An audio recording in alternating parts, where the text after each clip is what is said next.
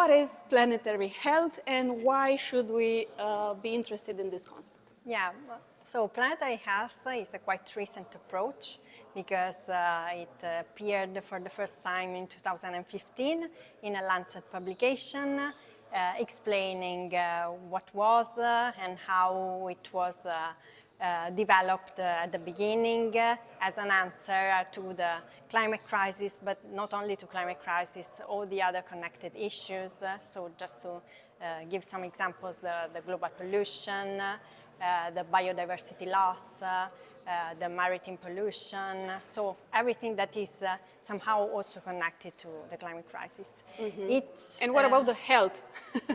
Yeah, and so planetary health. And it is also linked to the concept of planetary boundaries, and that is why they use the term planetary to define it. That apparently seems not related to the climate, but about something more astronomic, let's say. But no, it's related to all this and how these changes affect health, but at the same time how health affects, and especially health systems affect also and are part of the negative contribution to climate crisis.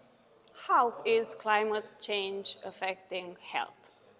Already, because many people would think, okay, I understand there's a connection there and that health could be influenced, but in the future, not now. Yeah. So what is already happening? Yeah, we are already seeing these consequences. One of the most important examples is represented by heat waves. Heat waves are affecting all Europe, all European countries, especially those in Eastern Europe, Mediterranean Europe. And heat waves are a cause of a higher number of deaths, higher consequences, heavier consequences for elderly, for vulnerable groups, pregnant women, children. So this is just one of the examples, but all the extreme weather events that are happening more frequently, of course, affect every population around the world. And finally, I would also mention mental health. That is impacted in a double way, directly and indirectly. Directly because when one of these extreme weather events happens and you lose your house, you lose everything you care for, of course you live mental trauma. But indirectly also because there are especially young people suffering of these new psychological conditions like eco-anxiety, climate change anxiety, just to name some of them. And they are increasing. So yeah, this is also socially very relevant. So it's already a phenomenon, this with eco-anxiety among teenagers or young people? Yeah. We have, and I work with different psychiatrists, and they are really, they have busy agendas in their outpatient clinics because they are receiving many especially adolescents, but in general young people affected by these conditions. And they are often presenting with other conditions. So often you see eco-anxiety together with a slight form of depression, or start of depression, for instance. So it's really, and it can be negatively synergistic. So it's something that it's really important to consider for our epidemiological burden, health burden.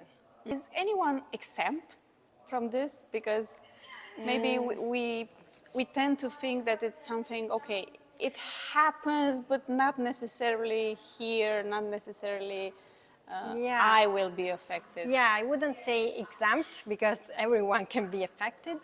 There are some, especially adults or older adults, that are not seeing the urgency that is required, and they are not seeing which could be the impact for the future generation. So probably they have a shorter term perspective that can put them at lesser risk, I would say, but nobody, unfortunately, is exempt.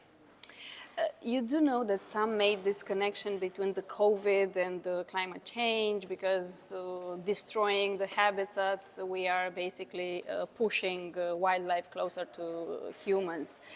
Are we facing a new COVID, let's say a new type of pandemic because of habitats destroying?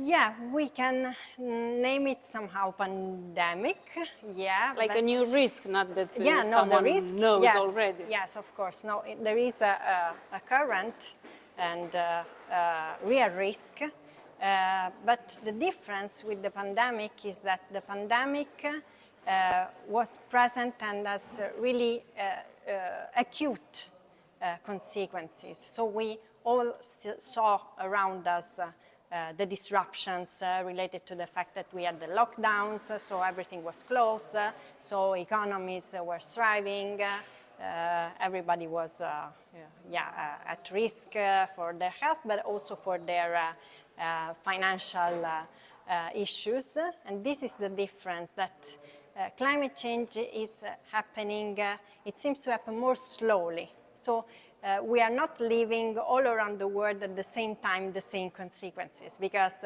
we saw the US hurricane last week, but it is in the US. Okay, it's something that is not touching because we're living in Europe, we are not experiencing hurricane in our latitudes, but we experience floods. The fact that we are seeing this at a smaller level, so just in some countries, as it happened in Romania recently, or as it happened many times, unfortunately, in the last years in Italy, for instance.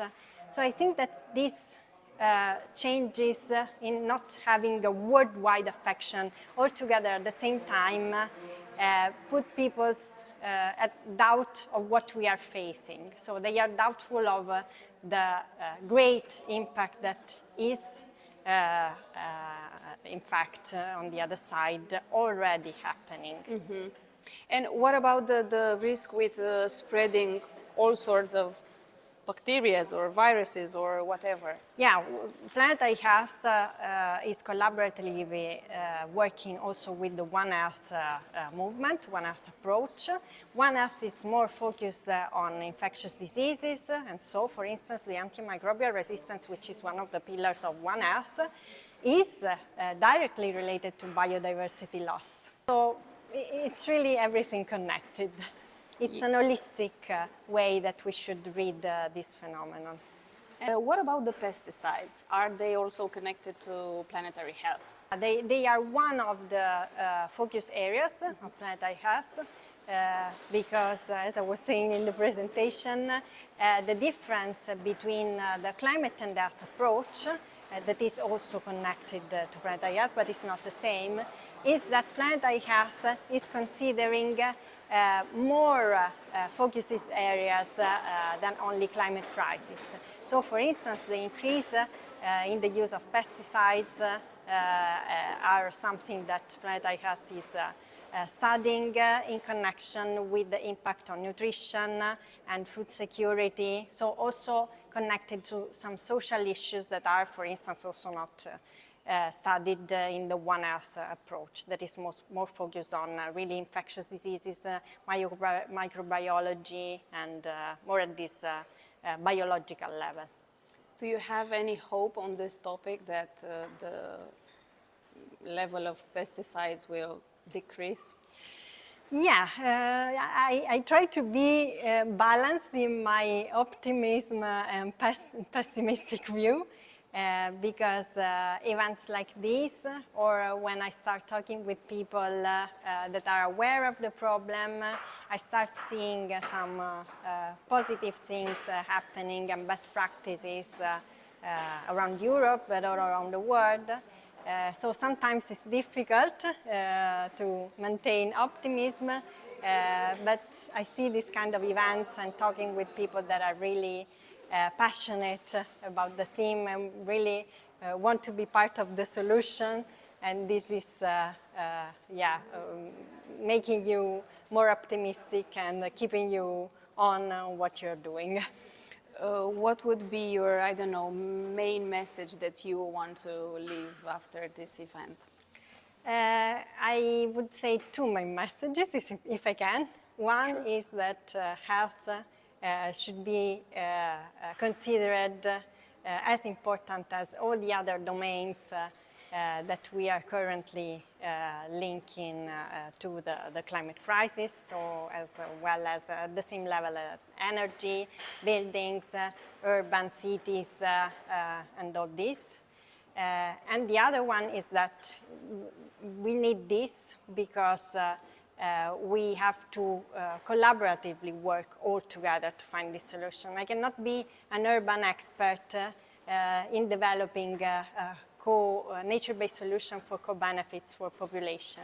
I have to work with urban planners to help them to see which could be the best solutions in urban planning for health, or the same with architectures for buildings, or the same for energy experts. So it's something that we cannot do in our own bubble, and for this I'm very optimistic for the future. But do you feel like health is left over in the public speech about climate change and global warming? Yes, I do, because also here, just to give you an example, last year was the first year that health was dedicated a panel, really an area dedicated to health in the COP at Dubai. But before this last COP in Dubai, health was not one of the main domains of debates in the previous COPs, in the previous conference of parties. So this we had to wait until 2023 to give health the same importance as other domains. But isn't it strange because health concerns us all? I think part of the fault is due to medical doctors that are not aware, really not completely aware of how climate crisis and all the related issues are impacting health. And on the other side, also of the other sectors that are not considering health in their debates. So I would say it's a 50-50 fault, but it's, I think, so easily solved that, yeah, starting luckily from the last COP and with this event today, and I'm honored to be here, but not only personally, but also because of the importance of the inclusion of health in the presentations, in the discussions. Okay, great, thank you. Thank you so much.